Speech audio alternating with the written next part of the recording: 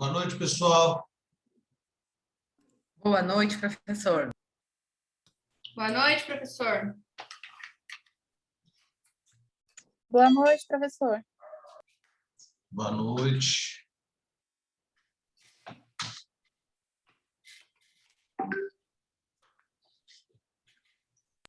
E aí, professor, tá cansado, não? Um pouquinho só.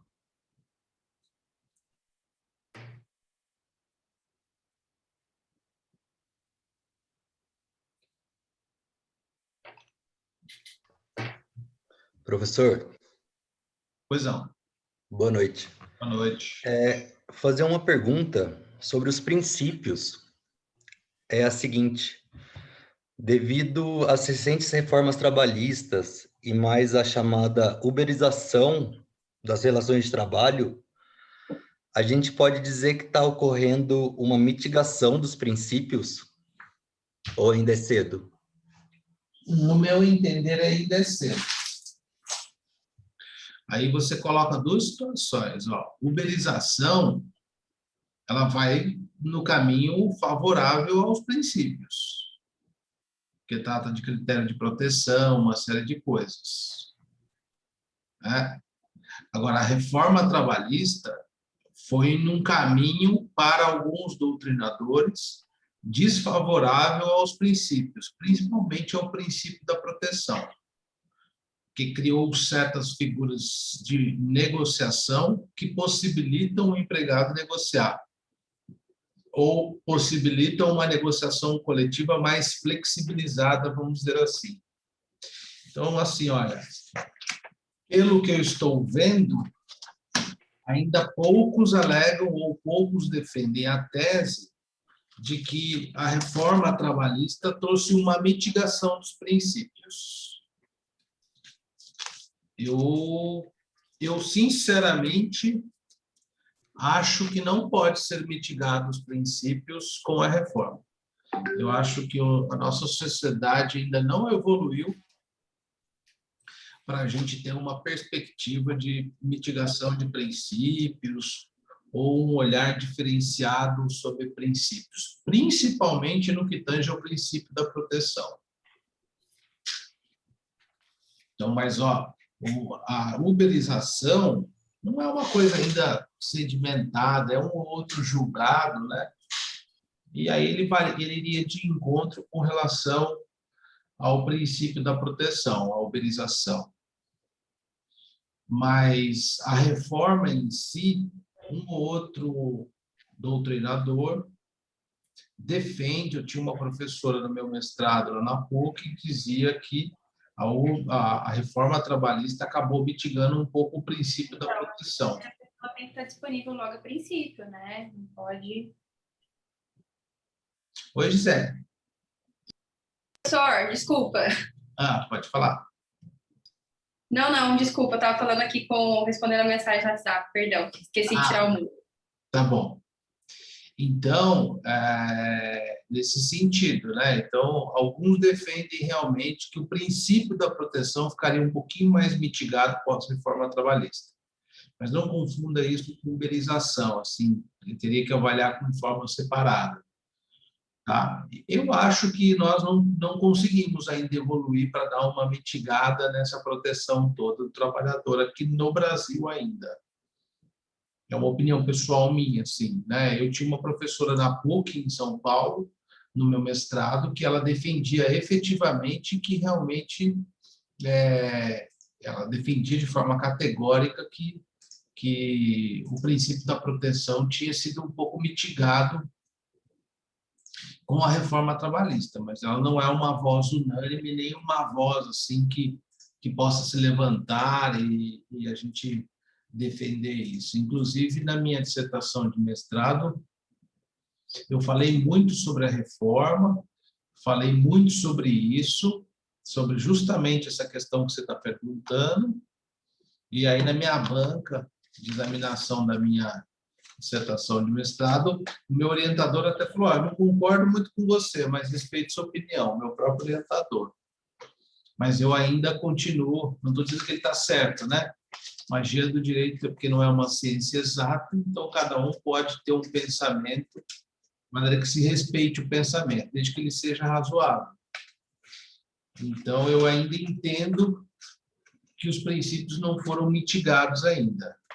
E nós tratamos de reforma trabalhista, é algo muito novo ainda, né? Você tem aí, vamos dizer, 3 anos e pouquinho, 3 anos de reforma, para o direito é muito recente ainda, né? A gente como sociedade só sente o impacto de uma nova lei depois que a jurisprudência começa a afirmar seus entendimentos. Então, ainda é muito cedo para falar também, e eu bater o martelo com vocês e dizer assim, olha, os princípios foram mitigados ou não foram mitigados. Você entendeu? Não sei se eu fui tão claro, não sei se foi boa a resposta. Entendi sim, professor. Muito obrigado, viu? Imagina que isso. Bom, pessoal, semana passada nós estávamos falando, eu parei... outra coisa. A plataforma do EVA mudou para os professores, isso eu já falei para vocês.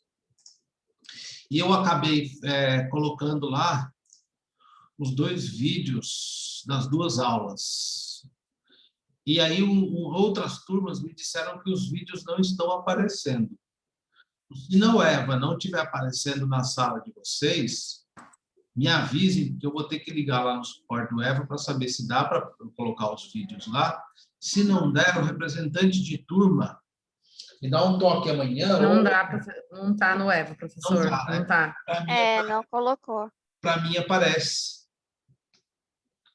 A menina hoje de uma turma de manhã falou assim, professor, você não colocou os vídeos ainda. Eu mandei o print da minha tela para ela. Ela falou, nossa, para nós não aparece. Então, não sei o que rola, mas, enfim, o representante da turma ainda hoje ou amanhã de manhã manda mensagem para mim que eu compartilho o link das 2 outras aulas gravadas com vocês no WhatsApp. Aí você se inscreve no canal. Você se inscreve. Pode ser, professor, mandou. Tá bom, Nicole, aí você se inscreve no canal lá e aí o pessoal vai assistindo, né?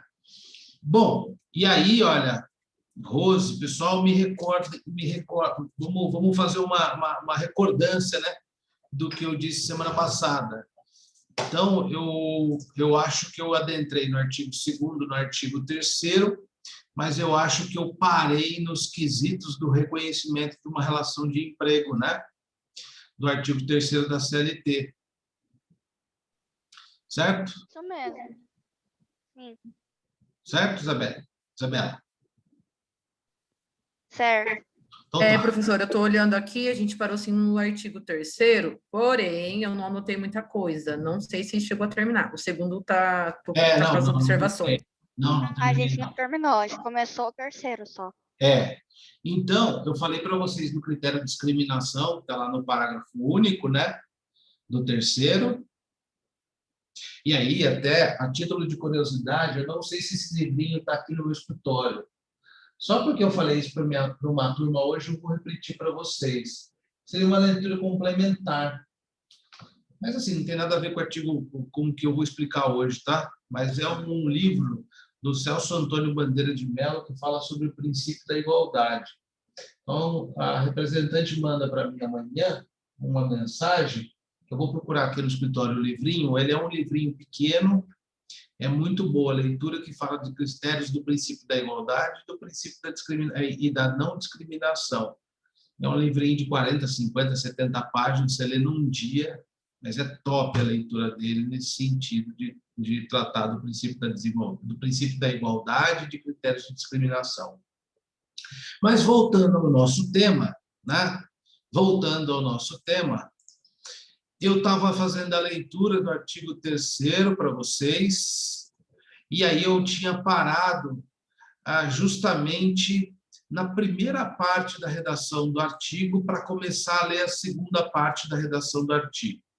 A primeira parte me revela muito pouca coisa, porque diz que o empregado tem que ser pessoa física. E aí, se não me engano, eu dei o exemplo do médico, que constitui uma MEI, né, uma pessoa jurídica, e aí eu preciso identificar ou não se essa pessoa jurídica está mascarando uma real relação de emprego ou se é uma prestação de serviços que não tem nada a ver com uma relação de emprego entre duas pessoas jurídicas ou entre duas empresas.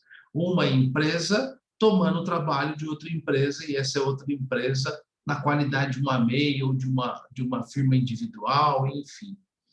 E aí eu fiz a reflexão, e aí eu volto a repetir isso, porque é de suma importância, o direito do trabalho, ou o princípio da primazia da realidade, ele não se fixa naquilo que está no conteúdo do documento, por assim dizer. Ele não se fixa na formalidade. Ele não prende a sua atenção nesses critérios, e sim o que acontece na realidade. Então, portanto, se eu tiver uma relação dita como prestação de serviço entre uma empresa prestadora e uma empresa tomadora, aquela que recebe os serviços, por exemplo, o médico prestando serviço através de uma MEI a um hospital, eu posso debater essa relação, eu posso duvidar essa relação, eu posso questionar essa relação em juízo dizendo existe uma fraude, existe uma simulação de relação de trabalho ou de prestação de serviço entre empresas. Porque, na realidade, sendo uma empresa individual, essa empresa, na qualidade do médico, na pessoa do médico, esse médico presta serviços como se fosse empregado. E essa abertura dessa MEI ou dessa empresa individual é apenas para mascarar uma relação de emprego. Então, eu estou dando um exemplo que a gente chama, como o aluno disse, né, da uberização, eu estou dando um exemplo que a gente chama no direito de trabalho de pejotização. Eu, ao invés de recontratar o empregado à luz da CLT, como uma relação de emprego, pelas características do artigo 2º e 3º, principalmente do artigo 3º, eu dou uma mascarada nessa relação, eu dou uma fraudada nessa relação, porque ela sai mais barata para mim e contrato alguém como PJ. Né? Obviamente que eu não consigo contratar uma sociedade anônima, se vocês não tiverem direito comercial ou vão ter ainda, né? Eu não consigo contratar como sociedade anônima, né? Porque a sociedade anônima ela não tem uma pessoa física que comanda, que é o dono, né? Enfim, tem uma série de outras de empresas, mas fica muito característico quando eu contrato uma MEI ou uma empresa individual, em que não pode haver mais de um proprietário, e aí eu posso confundir essa prestação de serviço entre empresas com uma prestação de serviço, ou uma prestação de serviço entre empresas com uma relação de emprego. E aí eu chamei bastante atenção na aula passada para vocês terem como gênero, né? Tudo bem que a CLT às vezes utiliza a expressão contrato de trabalho e relação de trabalho como se fosse a mesma coisa que relação de emprego, mas academicamente a gente utiliza as relações de trabalho como gênero e a relação de emprego como espécie da relação de trabalho. E ela somente é espécie porque tem características próprias dessa relação de emprego, que estão no artigo 3º da CLT. Então, olha, quando eu trato de uma relação de emprego, ou melhor dizendo, para eu identificar essa relação de emprego, eu tenho que identificar nessa relação jurídica entre empregador e trabalhador, eu tenho que identificar nessa relação jurídica algumas características que estão no artigo 3º da CLT. E aqui eu digo que elas são onerosidade, habitualidade, pessoalidade e subordinação. Então, olhem só, essas são as características, esses são os elementos que reconhecerão que é uma relação de emprego ou que caracterizarão uma relação de emprego à luz do artigo 3º da CLT. Eu tenho que ter todos os elementos naquela relação jurídica para que eu identifique uma relação de emprego, todos em conjunto. Faltando apenas um elemento, seja qual for, eu desnaturo ou eu não posso qualificar como relação de emprego e eu digo que é uma relação de trabalho. Aí eu tenho que identificar que relação de trabalho é essa. O que não me interessa muito, porque a CLT só cuida das relações de emprego, né? Então, professor, pois não. Essa relação de trabalho é genérico que o senhor falou? Quando a gente cita academicamente, doutrinariamente, o correto é dizer que relação de trabalho é uma expressão genérica. Pode abranger uma prestação de serviço pelo Código Civil, pode abranger uma prestação de serviço regulamentada pelo Código de Defesa do Consumidor.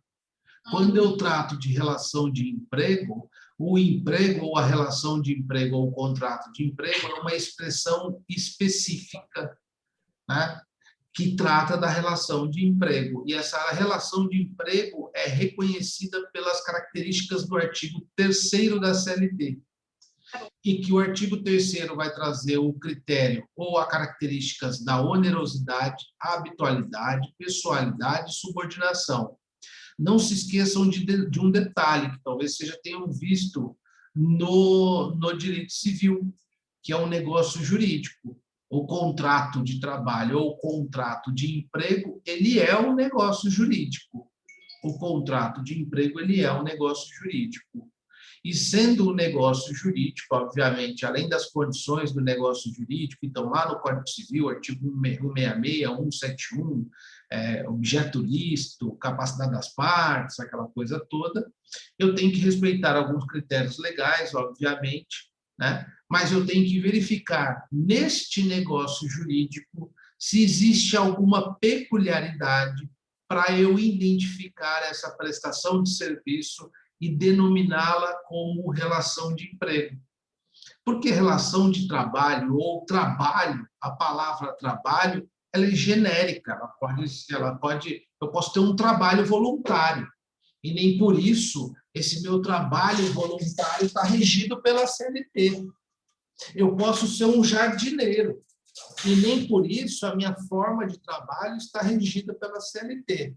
Para eu saber se é regida pela CLT e aplicar o conteúdo normativo da CLT, eu tenho que visualizar o artigo 3º e destacar nessa relação jurídica as características do artigo 3º. A primeira característica é a onerosidade. A segunda, a habitualidade, a terceira, a pessoalidade e a quarta, a subordinação. Eu já me antevenho aos senhores e digo, a subordinação é o principal elemento caracterizador. Obviamente que nessa relação jurídica, nesse negócio jurídico, todos os elementos têm que estar presentes na relação. Absolutamente todos os elementos têm que estar presentes na relação. Só que eu digo aos senhores o seguinte,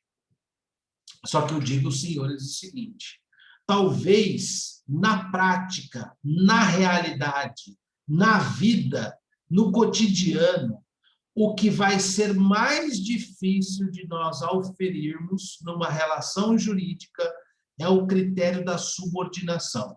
Subordinação ou dependência. Subordinação ou dependência. Dependência a quem? Ao empregador. A norma utiliza, às vezes, a expressão dependência, a doutrina também utiliza a expressão dependência ou subordinação. Subordinação ou dependência a quem? Ao empregador. Mas aqui eu começaria falando do critério da onerosidade, ou da característica da onerosidade. Onerosidade significa nada mais, nada menos daquele conceito que eu dei para vocês, ou daquela colocação que eu fiz, que o contrato de trabalho, ele nasce justamente da minha entrega da minha força de trabalho, pensando que eu terei como retribuição ou como contraprestação o salário pela entrega da minha força de trabalho. Então, quando eu entrego a minha força, eu recebo a minha contraprestação, eu digo que o contrato de trabalho tem uma natureza onerosa, porque eu recebo um salário. Eu entrego a força e ganho o salário. E a onerosidade é justamente o pagamento de salário. A onerosidade é igual ao salário, ou aos honorários que são recebidos, enfim. É o pagamento ou a remuneração, é o pagamento pela contraprestação dos meus serviços. E aí percebam o seguinte, que talvez em qualquer negócio jurídico, e aí nessa expressão genérica de trabalho, talvez a gente consiga identificar essa onerosidade, que é o pagamento pela contraprestação de serviços. E aí eu vou citar alguns exemplos, mas qualquer relação que a gente estabelece que envolve o trabalho de uma pessoa, seja ele ou não regido pela CLT, eu posso dizer para vocês, salvo exceção do trabalho filantrópico e voluntário, que todo trabalho tem uma remuneração, tem um pagamento. Bom, esse é o meu primeiro critério. O segundo critério é a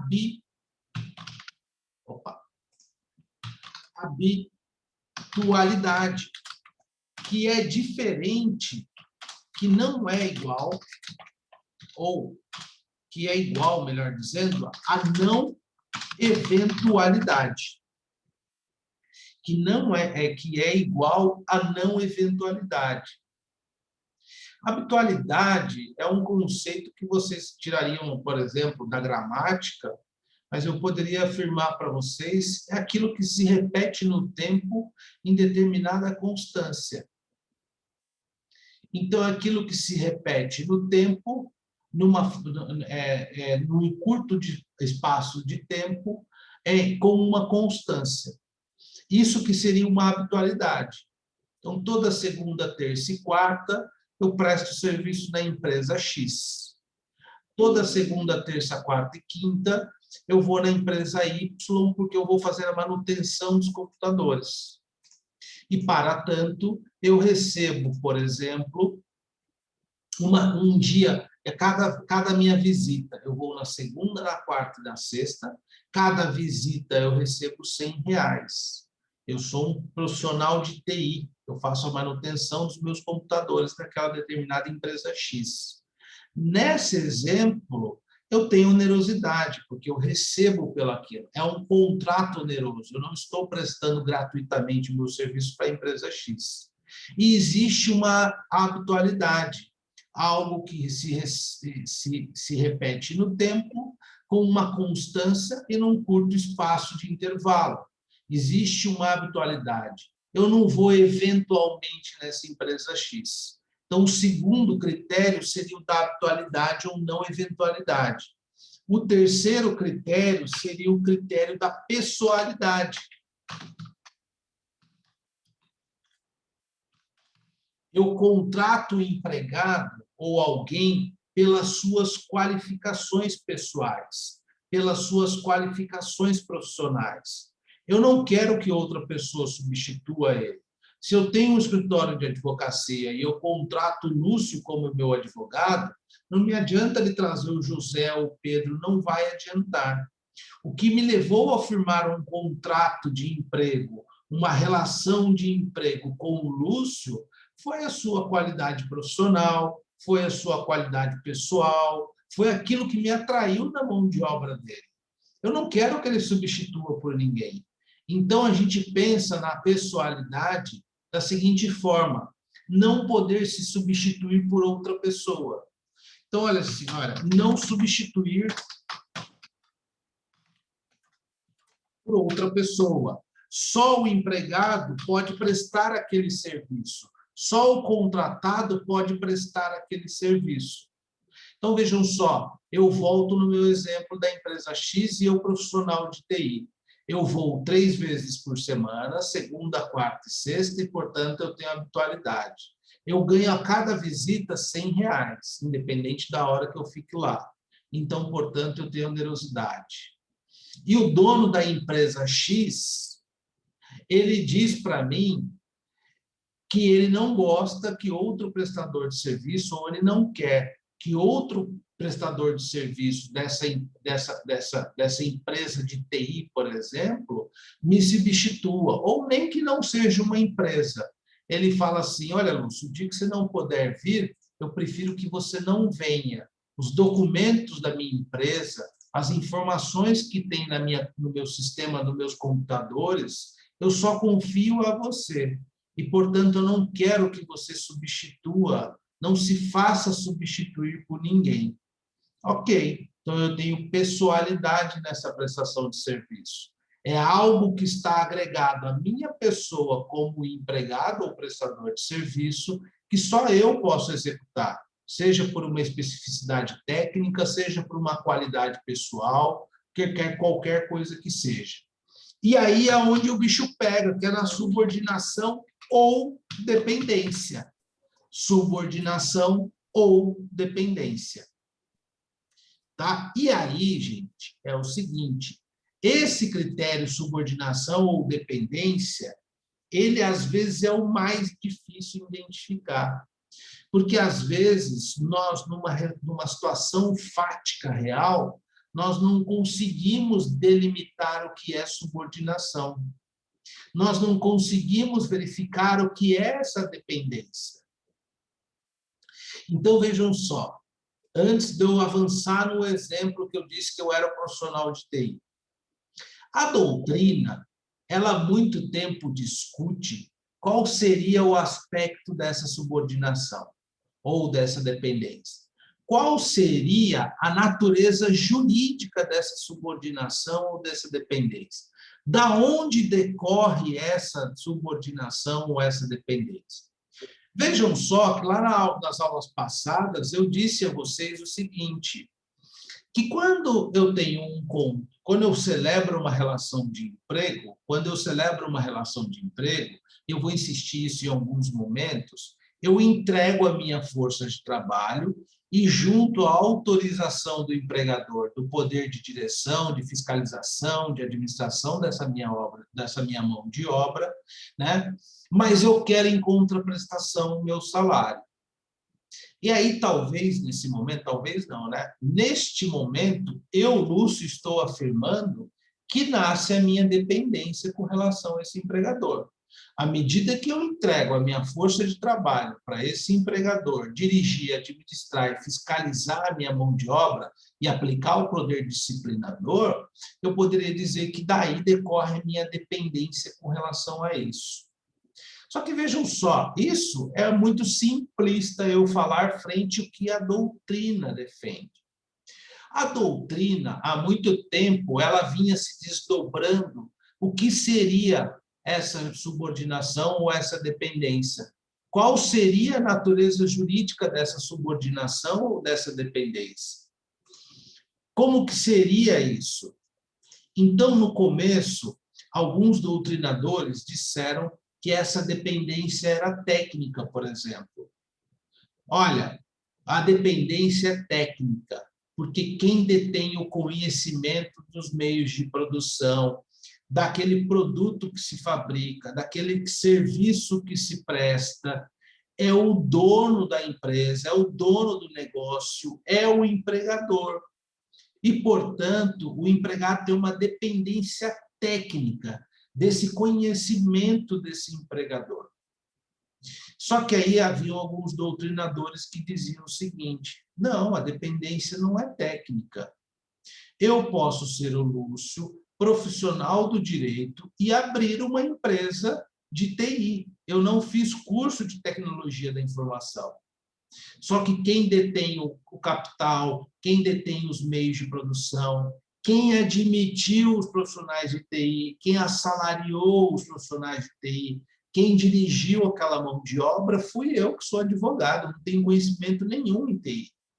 E nem por isso, os profissionais que são meus empregados, apesar deles conhecerem muito mais de TI do que eu, ou melhor dizendo, eu não conhecer absolutamente nada e eles executarem o trabalho, eu não deixo de ser empregador e eles não deixam de ter essa dependência com relação a mim.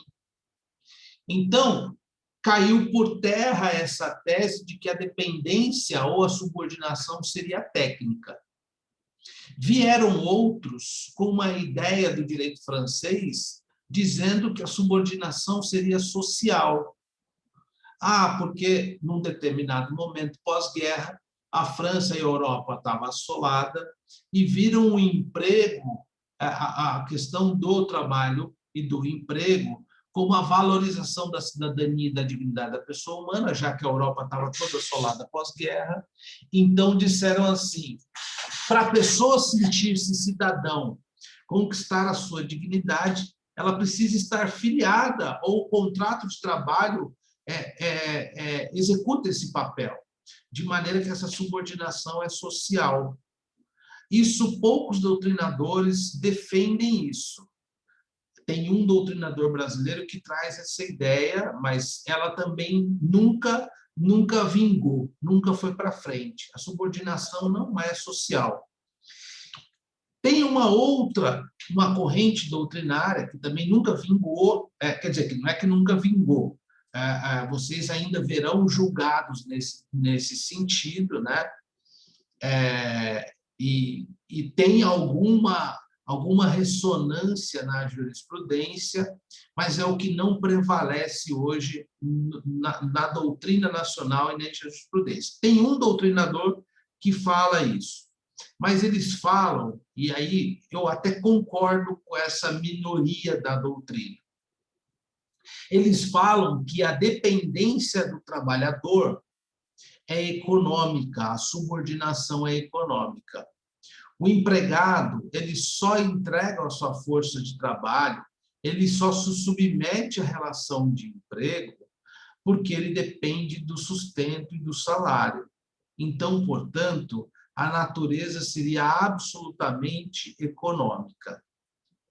E aí tem um doutrinador, que é o Orlando Gomes, e aí tem um outro doutrinador, que eles dizem o seguinte, nem a dependência, ela pode ter até a subordinação pode ter até uma característica no critério economia ou econômico, mas não é o que prevalece, não é o que o artigo 3º quis dizer. Porque aí ele dá um exemplo, justamente esse exemplo no livro. Ele diz assim, imaginemos que algum empregado trabalha numa empresa de pequeno porte. O dono da empresa não é um cidadão milionário, um cidadão bem de vida, rico, tira lá um prolabore de 30 mil por mês e tem um patrimônio de 1 milhão. Imagina-se que algum empregado dele ganha na Mega Sena um prêmio de 40 milhões, como está acumulado. Só que esse camarada, ele não quer curtir a vida com os 40 milhões, ele quer continuar sendo empregado. Esse é o exemplo, inclusive, que o doutrinador dá. Então, ele continua trabalhando. Então, esse doutrinador fala, não é o critério dependência econômica que marca a subordinação, ou a subordinação econômica não é o critério que prevalece. Porque, em determinado momento, esse empregado pode ter mais posses do que o próprio empregador, a depender do tamanho da empresa. É lógico, quando a gente pensa numa multinacional, numa Coca-Cola, numa Volkswagen, numa Nestlé, isso é meio difícil de acontecer, mas se a gente descer o patamar, isso realmente pode acontecer. O cara pode querer trabalhar pelo mero capricho de não ficar ocioso em casa, enfim. E aí tem a corrente que prevalece na jurisprudência e na doutrina, dizendo que a subordinação ou a dependência ela é jurídica. A subordinação ou a dependência ela é jurídica. E jurídica porque decorre da natureza da relação de emprego. E jurídica porque decorre da natureza do contrato de trabalho ou do contrato de emprego. À medida que... E qual é essa natureza? E qual é esse efeito desse contrato, dessa relação jurídica? É aquilo que eu venho dizendo a vocês.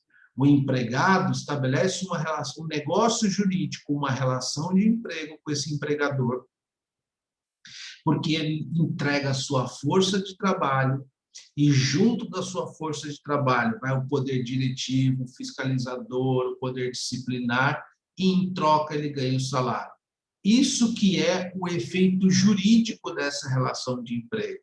Então, portanto, a maioria da doutrina e da jurisprudência, de forma quase que unânime, dizem o seguinte: a subordinação ela é jurídica, ela está atrelada ao contrato de trabalho. O empregado se submete às ordens e à direção do empregador porque é uma consequência da própria celebração do negócio jurídico. E não por uma questão social, não por uma questão técnica, e não por uma questão econômica. Tá? Então, isso que é aqui a jurisprudência e a doutrina reconhece. Se você pegar, em alguns julgados, inclusive, tem um ou outro desembargador, um ou outro juiz que entende que existe a dependência econômica. Então, de repente, você vai pegar um julgado ou alguma coisa nesse sentido que vai falar sobre a subordinação. Olha, reconheço a relação de emprego, porque está característico nessa relação a onerosidade, pessoalidade, habitualidade e a subordinação econômica e jurídica. Mas tudo bem, está errado, professor? Não, não está errado. Só estou dizendo qual é o posicionamento majoritário da doutrina, é que reconhecer que somente existe a subordinação jurídica. No meu entender, eu acho realmente que existe uma subordinação também econômica. Prevalece a jurídica, mas existe uma subordinação também econômica, no meu entender, Lúcio. E você acha alguns julgados nesse sentido, mas não é o que prevalece. Quando a gente fala, então, ou quando a gente identifica nesse negócio jurídico, ou nessa relação, quando a gente identifica todos os elementos do artigo 3º, e aí que eu trouxe aqui nesse quadro, eu disse para vocês, ou eu poderia dizer a vocês, que a gente reconhece, então aqui a subordinação pode ser jurídica, que é o que prevalece, né? Só para escrever aqui, ó, jurídica, ela pode ser econômica, que é o que não prevalece, mas tem alguns poucos que defendem isso, a natureza da subordinação, técnica, social. Né? A técnica e social estão fora de cogitação. Na subordinação, a gente vai ficar com a natureza jurídica da subordinação. Quando eu reconheço todos esses elementos numa relação jurídica, então, portanto, agora vocês já sabem, se eu, examinador de uma prova, ou se eu peço na minha prova, numa relação jurídica entre uma pessoa e outra, uma pessoa que presta serviço e a outra que toma o serviço, verificou-se que tem elementos do artigo 3º, onerosidade, habitualidade, pessoalidade, subordinação. Né? Essa relação é caracterizada como 2 pontos. Relação de consumo, relação de prestação de serviço ou relação de emprego? Relação de emprego. Porque estão todos os requisitos de uma relação de empregos presentes naquela relação jurídica. Então, voltando no exemplo, só um minutinho, voltando no exemplo do profissional de TI, por exemplo, olha como eu mudo a figura, e aí eu mudo a figura de 2 formas. Então, eu disse que o cara recebia R$100 por visita, eu disse que eu ia 3 vezes por semana, e eu disse que ele exigia que somente eu prestasse serviço. Até aqui, tudo bem.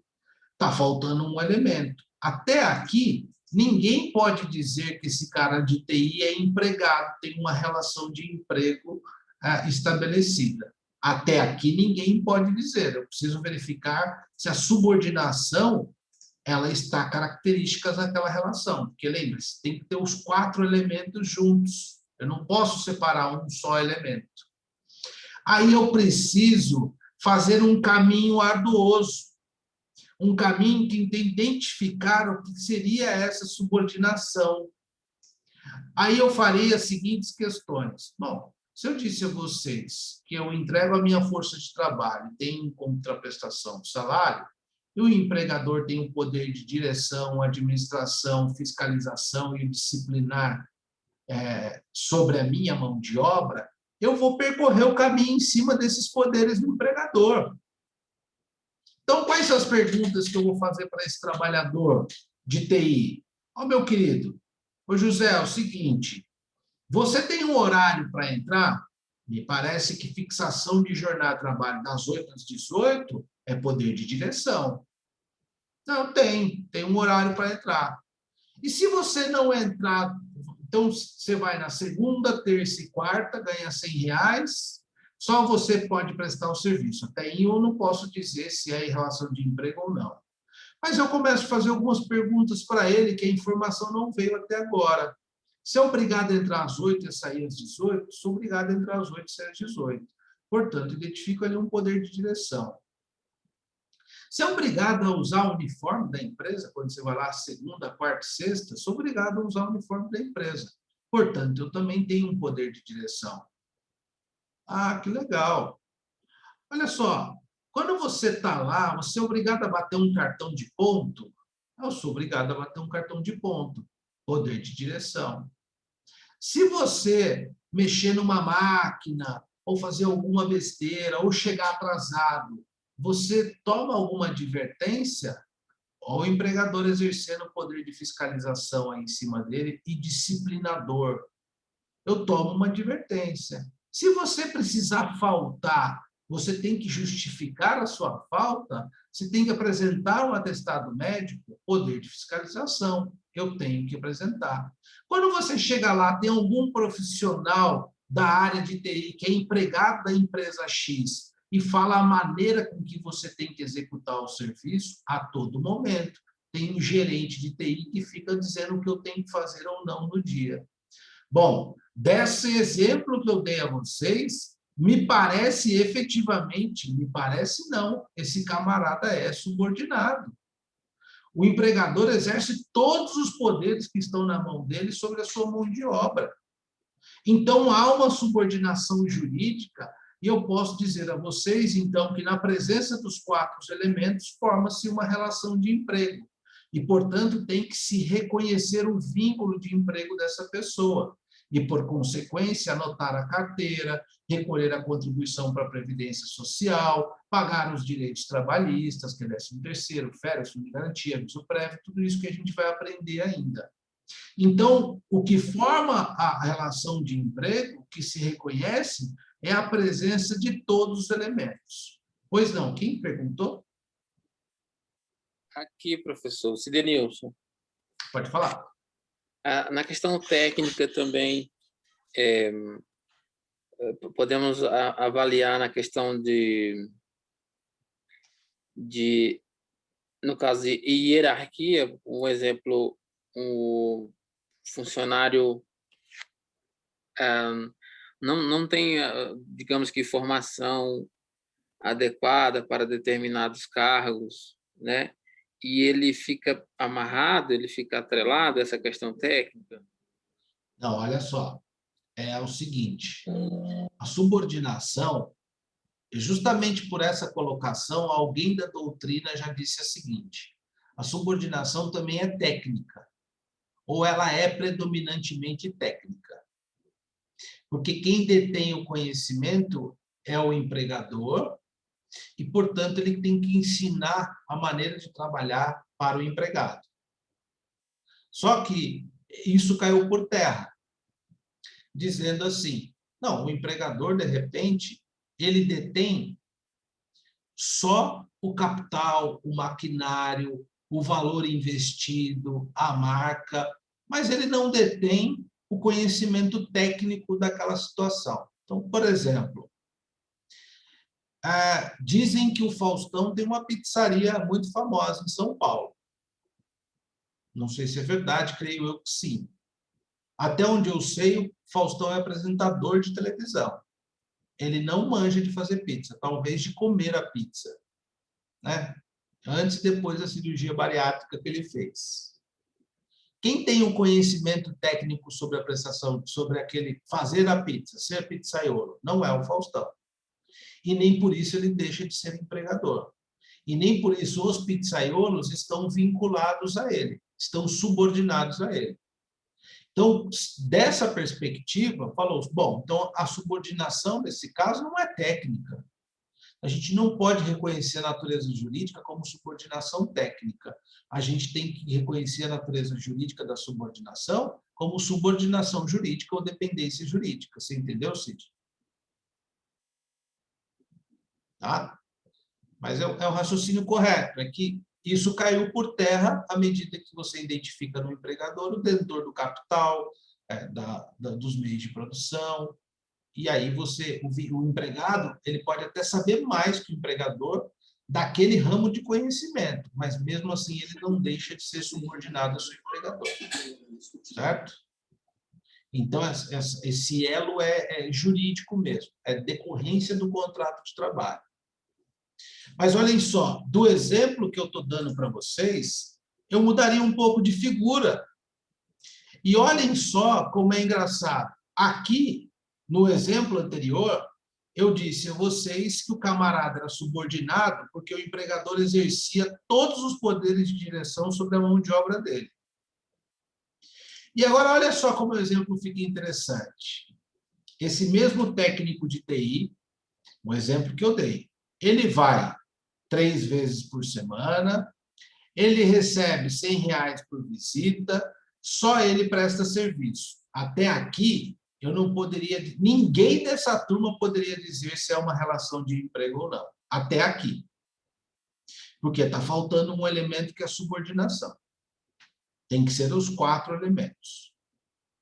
Só que na hora que eu vou entrevistá-lo como advogado, eu vou fazer uma série de perguntas, eu pergunto para ele assim, tudo bem, José, você vai lá 3 vezes por semana, você ganha R$100 por visita e só você pode prestar serviço. Entendi. Beleza. Você tem um horário fixo para prestar serviço? Não, doutor, eu vou a hora que eu quero. Opa, já começou a não ficar bom. Beleza. Quando você chega lá na empresa, você que decide o modus operandi, como você vai trabalhar, ou alguém interfere na sua prestação de serviço? Não, eu que sou o cara de TI. Ninguém manja, ninguém nem pergunta o que eu vou fazer. Se você precisar se ausentar, não tem problema nenhum. Se eu não puder ir numa sexta-feira, eu vou toda segunda, quarta e sexta. A única coisa que eu não vou ganhar é um dia trabalhado. Mas eu não vou tomar uma advertência, não preciso nem justificar. O cara não pede nem justificativa para mim. Ele só me avisa, me avise só com um dia antes para eu me organizar aqui. Mas isso não é. Mas também, se eu não avisar, não dá nada. Ele não briga comigo, não faz nada. Não me dá uma advertência, não pede atestado, não pede nada. Beleza. E quantas horas você trabalha quando você vai lá nos dias? Depende. Depende da quantidade de serviço. Tem dia que eu fico 2 horas, tem dia que eu fico 5, tem dias que eu fico 6. Então me parece, meu amigo, que você realmente não é empregado, porque não tem esse critério da subordinação jurídica. Você não está vinculado à natureza de um contrato ou de uma relação jurídica como se empregado fosse. Porque, apesar de existir os 3 elementos, o principal elemento, que é o que vai distinguir, vai separar o joio do trigo, né? É o que vai separar o joio do trigo, não ficou caracterizado. Ele não exerce poder de direção, ele não exerce poder de administração, ele não exerce poder de fiscalização sobre sua mão de obra. Então, portanto, você não trata-se de uma relação de emprego aqui. E, portanto, você não terá os direitos da CLT ou os direitos trabalhistas propriamente dito, FGTS, 13º, férias, horas extras, adicional noturno. Porque aqui, olha, você é um prestador de serviço autônomo, uma relação regulamentada pelo Código Civil e não pela legislação do trabalho. Então, faltou a subordinação, eu não posso fazer absolutamente nada. O que eu posso dizer a vocês é que você é um prestador de serviço autônomo, porque não tem a subordinação. Tudo bem, professor, eu entendi. E tem até uma regulamentação na prestação de serviço no Código Civil, porque o Código Civil não regulamenta relações de trabalho. Quem regulamenta prestações de trabalho é a própria CLT. Mas tudo bem, professor, eu entendi. O senhor falou ali da questão da subordinação. Mas e se faltar, por exemplo, o elemento pessoalidade? Também não se reconhece vínculo. Pode ser qualquer relação genérica de trabalho, mas não será uma relação propriamente dita de emprego nos termos do artigo 3º da CLT. Certo? Então, olhem só que interessante. Se faltar apenas um elemento, cai por terra toda a relação de emprego e, portanto, não é relação de emprego, não tem os direitos trabalhistas. Olha só que interessante. Meu escritório, tem uma advogada que trabalha comigo, eu tenho um cliente antigo aqui, né? E reclamante, às vezes, deixa a gente numa situação difícil em audiência. Não fui eu que atendi, mas também se tivesse sido eu, não teria problema nenhum, porque ele omitiu alguma informação. Ele é vigilante e ele estava fazendo um bico num supermercado aí, não tão grande de bairro. O pessoal conhece aqui em Taubaté. E ele fazia segurança privada lá dentro. E não tinha registro na carteira de trabalho. Então, portanto, se ele não tinha registro na carteira de trabalho, a gente tem que identificar se aquela relação jurídica era ou não de emprego. Porque a gente não sabe se aquele cara que estava tomando o trabalho dele não estava registrando a carteira dele porque estava fraudando a legislação ou porque não era uma relação de trabalho. E aí a advogada que entrevistou ele, a doutora Pamela, que trabalha comigo, entrevistou ele no escritório e foi fazendo essas perguntas, porque quando se trata de vínculo de emprego, a gente tem que fazer todas essas perguntas que estão no quadro aí. Dizendo, olha, fulano, você ganhava valor ganhava um salário? Ganhava um valor pela prestação de serviço? Positivo.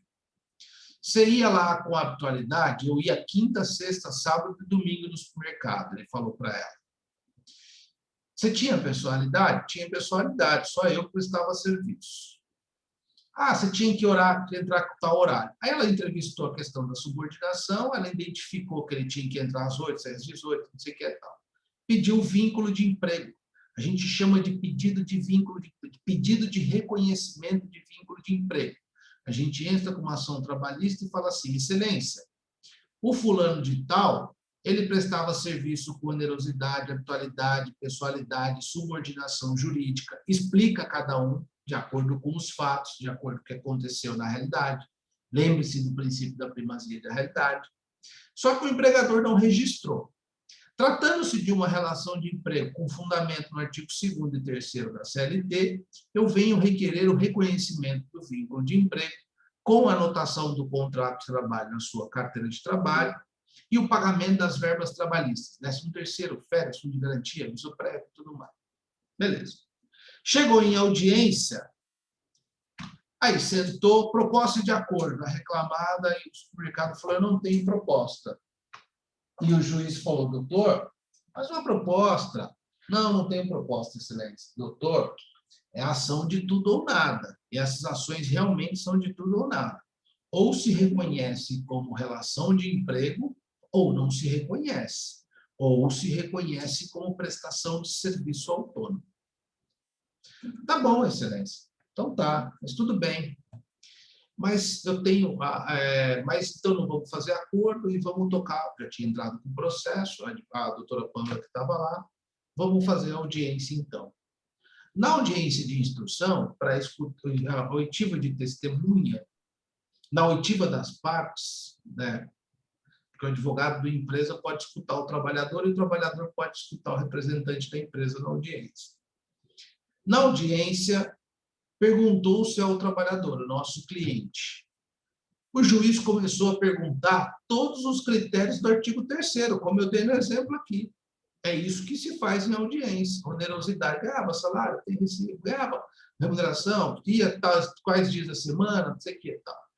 E foi perguntando, e aí perguntou para ele assim, só você prestava serviço lá? Você podia se fazer substituir para alguém? Não, não podia. Beleza. A reclamada ao supermercado chamou uma testemunha e falou assim, olha, que era o gerente do supermercado, e falou assim, o fulano de tal às vezes avisava você que ele não podia ir, que ele estava mandando um colega no lugar dele? Ah, direto acontecia isso. Quantas vezes por mês? Em média de 2 a 3 sinais, em média de 2 a 3 dias por mês nos finais de semana, tipo 3 sábados, um exemplo. Ele mandava a colega deles que ganhavam um dia no nome dele, mas ele era o nosso contato fixo. Aí o juiz, então ele, mas quem que procurava os colegas dele? Era o supermercado ou era ele que indicava para substituir ele? Aí ele falou, aí a testemunha, não era ele que indicava. O juiz julgou a ação improcedente, porque faltou o critério pessoalidade. Ele podia se fazer substituir por qualquer pessoa da confiança dele mesmo. E a gente tentou recorrer para o tribunal. Ele não tinha contado isso para nós no escritório, mas, obviamente, que o tribunal também não deu, porque faltou um critério da relação de emprego. Tá? Faltou um critério, não tem como, não se reconhece vínculo de emprego. Olha só, agora o que eu disse a vocês. Se não é relação de emprego... Professor, oi? Mas nesse caso, só a testemunha é válida? Não precisaria de provar com mais alguma prova? Porque não. Só teve daí a testemunha, né? Testemunha é válida. Aliás, é uma das principais provas. Se eu penso em primazia, no princípio da primazia da realidade, eu posso derrubar qualquer documento, né? Então, dependendo do contexto, o depoimento da testemunha, desde que ela tenha presenciado, ela é melhor, ela é a principal prova do que uma prova documental. Agora, não se esqueçam, né, Gisele? Testemunha tem um compromisso de falar a verdade sobre pena de responder pelo crime de falso testemunho. E na Justiça do Trabalho é um crime investigado pela PF, porque lá é uma justiça federal, né? Então, na hora do onde o bicho vai pegar, né? As testemunhas, mesmo que elas tenham sido instruídas a mentir, elas voltam atrás, porque na hora que o juiz alerta que se ela mentir, ela pode pagar por pena de prisão e responder por um processo criminal na Polícia Federal e no Ministério Público Federal, a maioria das pessoas voltam atrás da mentira, né? Então, e não é ético o advogado ficar instruindo a testemunha a mentir, tem que tomar muito cuidado com isso, que pode tomar até um processo, uma litigância de má-fé, um ofício da OAB. A gente não pode começar a carreira com essas ideias de girino aí, né? Como minha mãe dizia, né? Ideia de girino não, ideia de jirico, né? Minha mãe falava isso, que ideia de jirico, né? A gente não pode ter essas ideias de jirico. Mas, enfim, a Rose sabe o que é ideia de jirico, ela está dando risada lá, mas é isso. Então, é lógico que o depoimento da testemunha vale, né? Tem que valer mesmo, né? Então, e é lógico que eu também não ia falar para o cara, me arruma uma testemunha para contradizer isso, né? Até porque eu não sabia, ele não contou essa informação. Professor, certo? Oi. Nesse caso, no caso do reclamado, se ele não tivesse a testemunha, uma gravação de vídeo, no caso da substituição dele nos dias, serviria? Olha, a quem cabe o juiz valorar a prova, quem cabe a valoração da prova é o juiz, porque tem aquele princípio do livre convencimento do juízo. Mas valeria, na Justiça do Trabalho valeria sim, Edson. Só tem que tomar muito cuidado com essas provas por meio eletrônico, que elas são facilmente impugnáveis. Porque eu, como parte contrária, advogado reclamante, posso dizer assim, excelência, eu não tenho critérios para avaliar se esse vídeo foi adulterado ou não, por exemplo. É meio estranho até a gente pensar, né? O cara tá com a dependendo da imagem do vídeo, não tem nem como você falar isso, né? Num roubo, né? O cara tá em cima do caixa, parece o cliente pegando o dinheiro do caixa.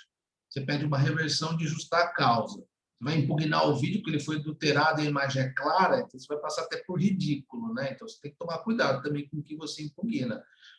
Mas tem algumas coisas de prova que você tem que observar um pouco. Mas teria validade, sim. Teria validade, sim. Tá? Agora, uma coisa que vocês vão aprender no futuro, com o processo de trabalho, eu não vou entrar nessa aula, porque é uma aula de processo, a gente vai perder tempo com o principal. Mas é questão de ônus da prova. Então, na verdade, se o empregador alega que ele era um prestador de serviço autônomo, é o empregador que tem que provar. Por isso que ele levou testemunha. Se o empregador nega que esse camarada nunca pisou no supermercado, aí seria ele ou nós que teríamos que provar que ele pisou. Só que aí o empregador estragou toda a defesa dele. Que aí não poderia falar de pessoalidade, habitualidade, já que ele negou geral, ele não poderia falar dos critérios, entendeu? Mas tudo bem.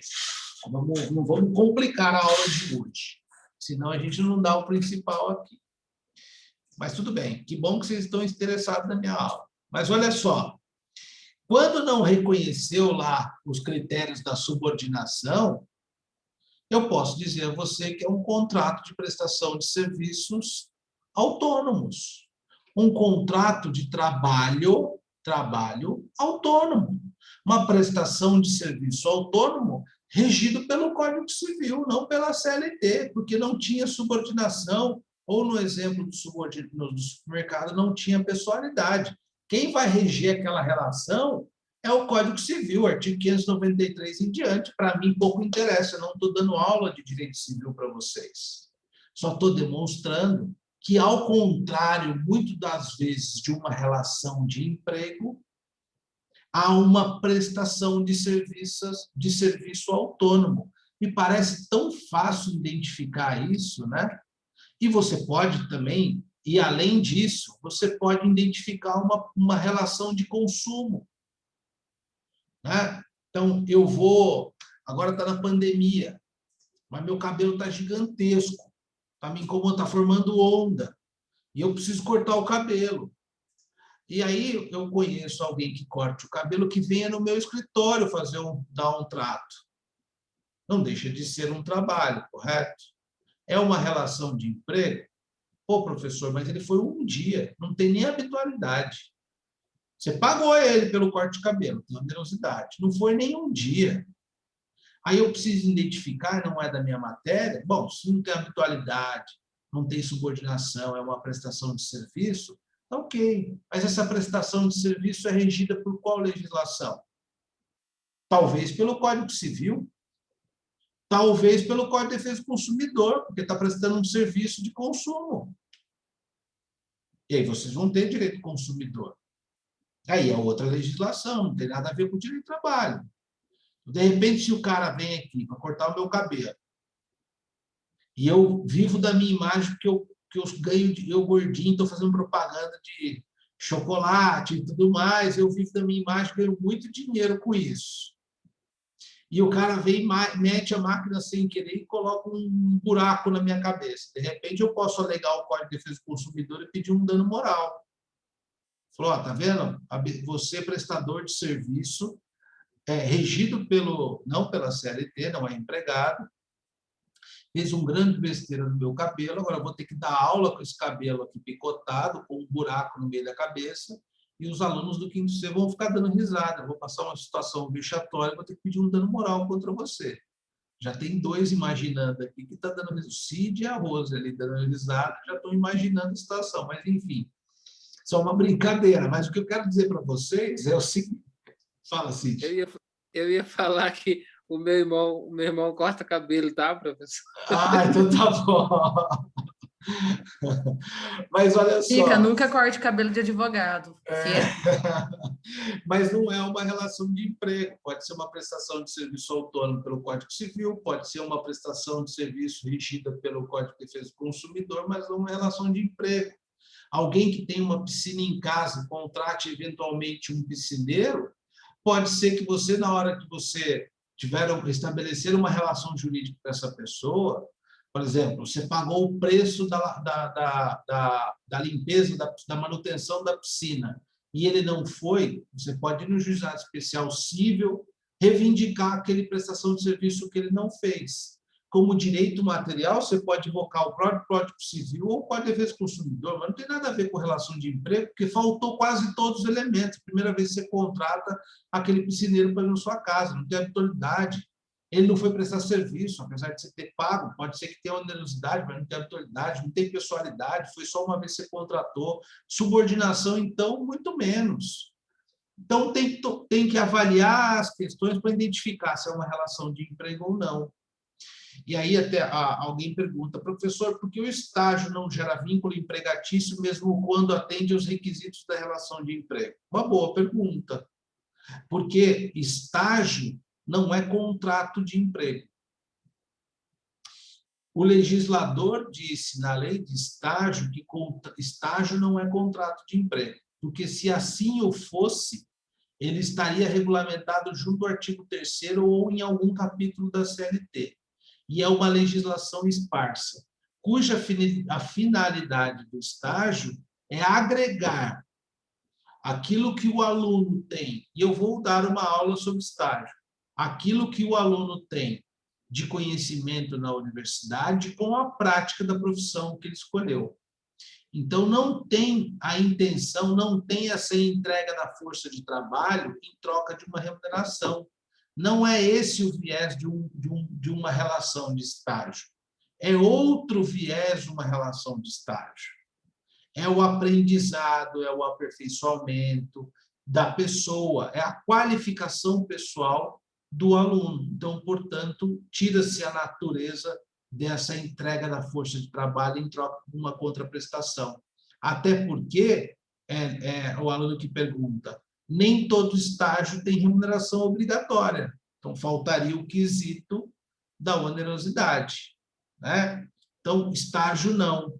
Tem outras situações que o legislador escolhe e diz contundentemente, que eu vou apresentar a vocês, que não tem relação de emprego. Por exemplo, mãe social, motorista de frete, tem uma leizinha dizendo que mesmo que ele trabalhe para alguém, mãe social não é uma relação de emprego, um motorista de frete, que eu vou especificar na lei, não tem relação de emprego.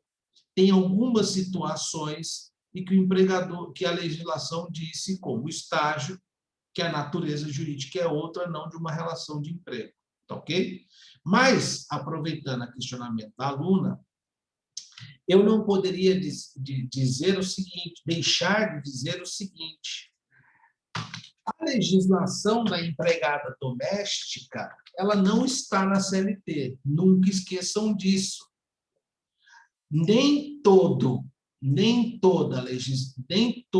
que está regulamentando relações de emprego estão na CLT. É lógico que a CLT tem um maior arcabouço jurídico a respeito disso. A lei que regulamenta a relação de emprego de empregada doméstica é uma lei complementar esparsa a esse consolidado de normas que é a CLT. É a Lei Complementar 150 de 2015. E lá na Lei Complementar 150 de 2015, também haverá uma definição do que é empregado e do que é empregador. Também haverá uma definição, que é muito parecida com a redação do artigo 2º e 3º. Só tem uma especificidade que a gente tem que chamar a atenção. Então, olha, diz lá, a Lei Complementar 150 de 2015.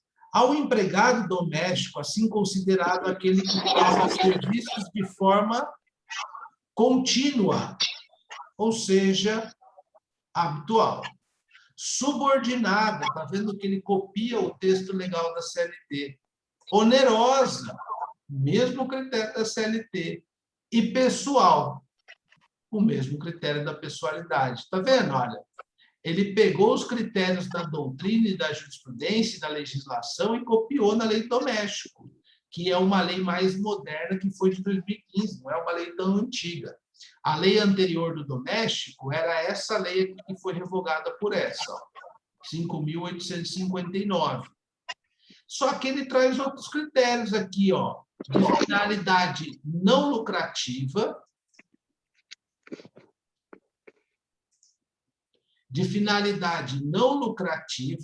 a pessoa ou a família no âmbito residencial desta, por mais de 2 dias por semana, aplica-se o dispositivo nessa lei. Então, vejam só, os critérios são parecidos ou são os mesmos do que o artigo 2º para reconhecer uma relação de emprego de trabalhador doméstico. Só que eu tenho que dizer a vocês que ele acrescenta algo na norma, no artigo 1º. O mais importante é o seguinte: Esse critério de forma contínua está intrinsecamente ligado a essa questão de 2 dias por semana. Por mais de 2 dias por semana. A Lei 5.859, que é a lei antiga, que vigorou até 2015, ela trazia assim: trabalhador doméstico é aquele que trabalha de forma contínua, não vinha a expressão subordinada, não vinha a expressão onerosa, não vinha a expressão pessoal. Trabalhador doméstico é aquele que trabalha de forma contínua, a família, com finalidade não lucrativa, a pessoa ou a família no âmbito residencial, essa é outra característica. Ponto, no âmbito residencial. Essa era a redação antiga. Empregado doméstico é aquele que trabalha de forma contínua para a pessoa ou família no âmbito residencial. E aí era uma guerra na jurisprudência e na doutrina essa interpretação do que é trabalho contínuo ou não. Era uma guerra na jurisprudência ou na doutrina. Contínuo é o quê? É o mesmo que habitual? Contínuo é o quê? A pessoa ter trabalhado 1 dia por semana durante 20 anos é contínuo? Ou contínuo é trabalhar 3 vezes por semana, por 1 ano? Ou contínuo é trabalhar 2 vezes por semana por 5 anos? Então, não se entendia, ninguém se entendia muito. O que prevalecia, mais ou menos, na doutrina e na jurisprudência, era no seguinte sentido: a continuidade era muito parecida com o conceito de habitualidade, mas dizia-se assim: tá, vamos estabelecer um critério de jurisprudência da redação antiga da norma? Vamos colocar aí mais ou menos que esse trabalho de forma contínua é a partir de 3 dias por semana? Mas você tinha entendimento para tudo quanto é gosto. Tinha até entendimento assim: trabalhou 1 dia, 2 dias por semana durante 20 anos, é trabalhador doméstico, tem que ser anotado na carteira de trabalho e tudo mais. Então, olhem só. Aqui, o legislador de 2015, da lei complementar, fez questão de colocar na norma os requisitos do artigo 3º, e eu acho que isso de forma muito inteligente. E por que ele manteve essas expressões aqui, olha, de forma, essas expressões aqui, ó, finalidade não lucrativa ou a pessoa ou a família, no âmbito residencial? Porque ele quis dizer o seguinte,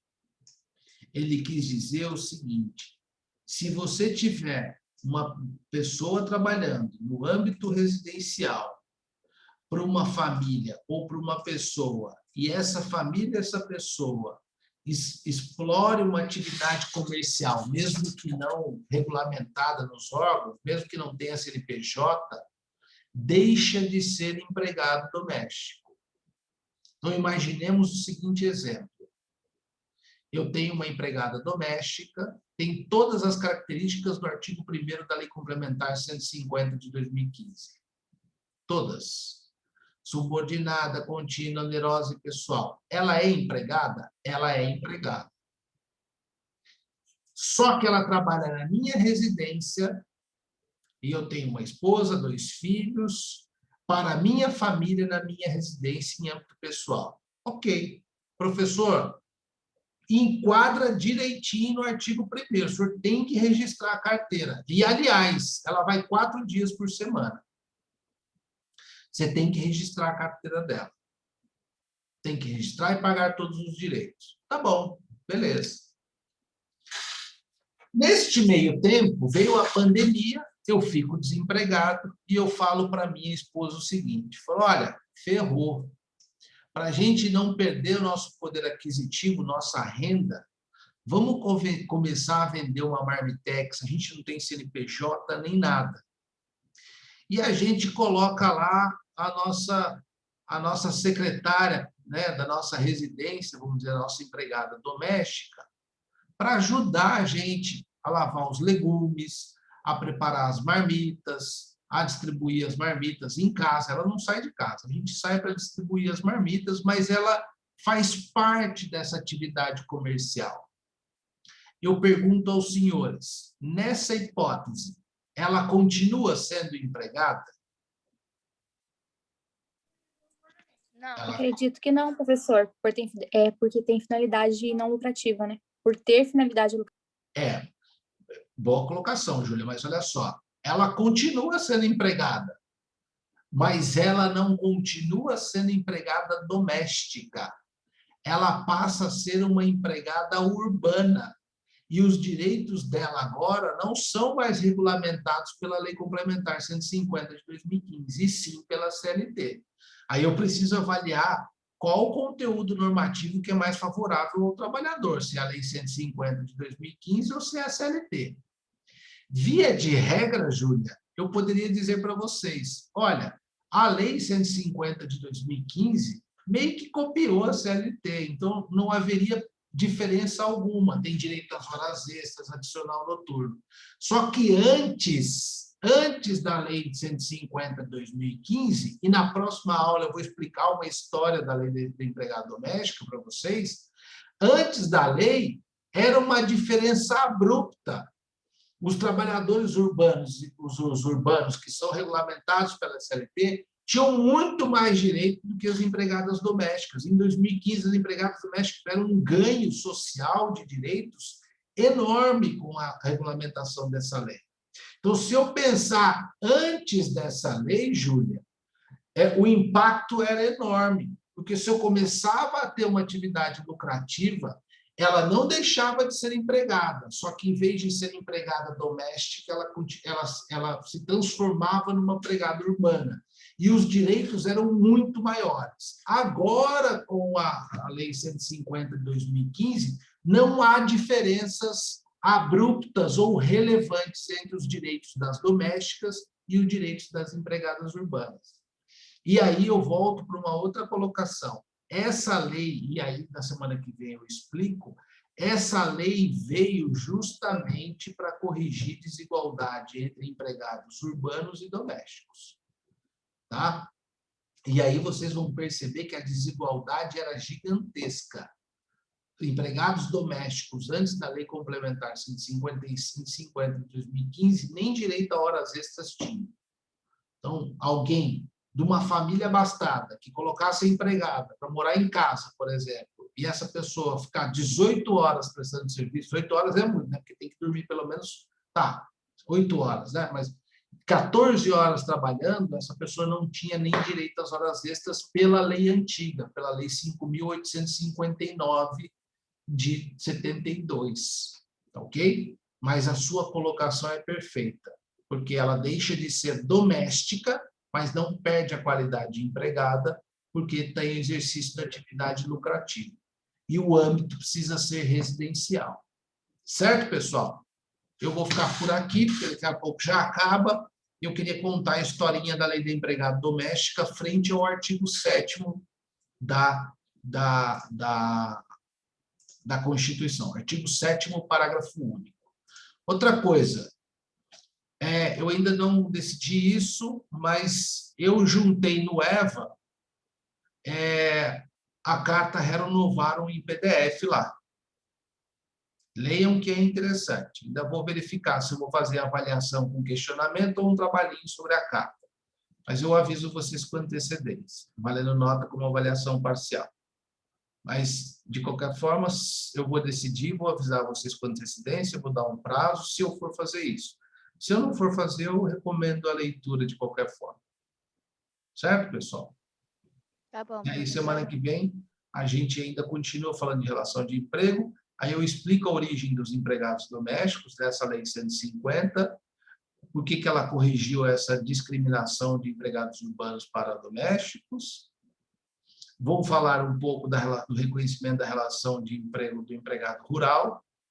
Vou falar do trabalhador avulso, da prestação de serviço eventual, e aí a gente fala um pouco da lei de estágio, fala um pouco da lei da mãe trabalhadora, fala um pouco do frentista, e aí a gente vai tocando adiante. Certo? Boa noite. Boa noite. Fiquem com Deus aí, se cuidem. Boa noite, noite, professor. professor. Obrigada. Boa noite, professor. Obrigada. Boa noite a Boa todos. noite. Obrigado. Boa noite, Oi. obrigado. Obrigado. Até amanhã. se Deus Até minha quiser. mãe gostou da aula, você viu, né? Gostou? Ela falou que quer escutar para ela ir aprendendo. Ai, que bom. Excelente aula. Valeu. Tchau, tchau. Boa noite, professora. Obrigada pela aula. Obrigado, Júlia.